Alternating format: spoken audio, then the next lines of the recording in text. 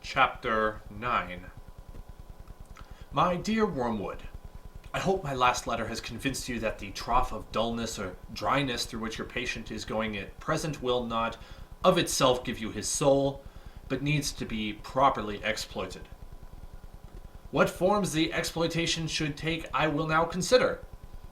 In the first place, I have always found that the trough periods of the human undulation provide excellent opportunity for all sensual temptations, particularly those of sex.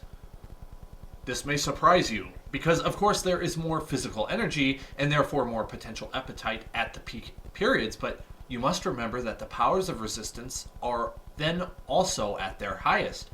The health and spirits which you want to use in producing lust can also, alas, be very easily used for work or play, or thought, or innocuous merriment. The attack has a much better chance of success when the man's whole inner world is drab and cold and empty, and it is also to be noted that the trough sexuality is subtly different in quality from that of the peak, much less likely to lead to the milk and water phenomenon, which the humans call being in love, much more easily drawn into perversions, much less contaminated by those generous and imaginative and even spiritual contaminants which often render human sexuality so disappointing. It is the same with other desires of the flesh. You are much more likely to make your man a sound drunkard by pressing drink on him as an anodyne when he is dull and weary, than by encouraging him to use it as a means of merriment among his friends when he is happy and expansive. Never forget that we are dealing with any pleasure in its healthy and normal satisfying form. We are, in a sense, on the enemy's ground. I know we have won many a soul through pleasure. All the same, it is his invention, not ours. He made the pleasures. All our research to do so far has not enabled us to produce one. All we can do is to encourage the humans to take the pleasures which the enemy has produced at times or in ways or in degrees which he has forbidden.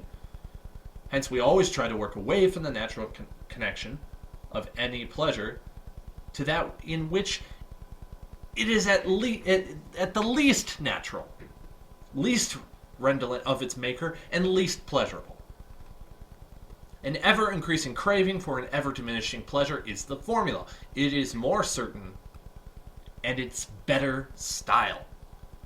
To get the man's soul and give him nothing in return, that is what really gladdens our Father's heart. And the troughs are the time for the beginning of the process. But there is an even better way of exploiting the trough. I mean, through the patient's own thought about it. As always, the first step is to keep knowledge out of his mind. Do not let him suspect the law of undulation. Let him assume that the first ardors of his conversion might have been expected to last, and ought to have lasted forever, and that his present dryness is an equally permanent condition. Having once got this misconception well fixed in his head, you may then proceed in various ways. It all depends on whether your man is the desponding type who can be tempted to despair, or the wishful thinking type who can be assured all is well. The former type is getting rare among the humans. If your patient should happen to belong to it, everything is easy. You have only got to keep him out of the way of experienced Christians, an easy task nowadays. To direct his attention to the appropriate passages in Scripture, and then to set him to work in this desperate design of recovering his old feelings by sheer willpower, and the game is ours.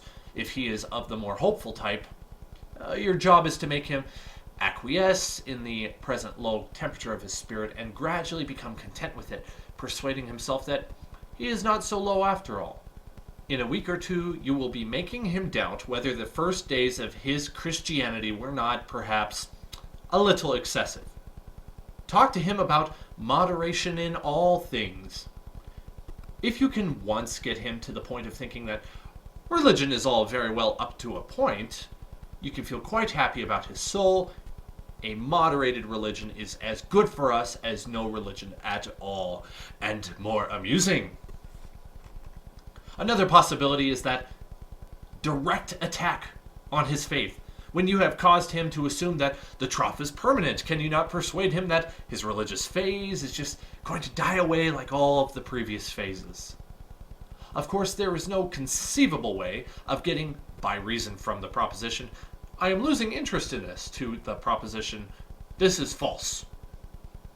But, as I said before, it is jargon, not reason, you must rely on. The mere word phase will very likely do the trick.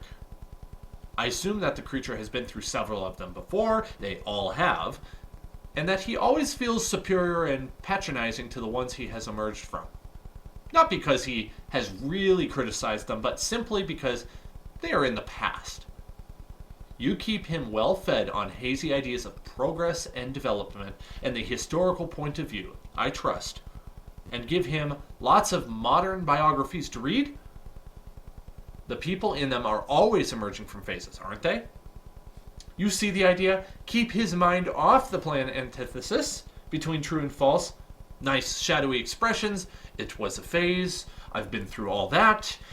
And don't forget the word adolescent. Your affectionate uncle, Screwtape.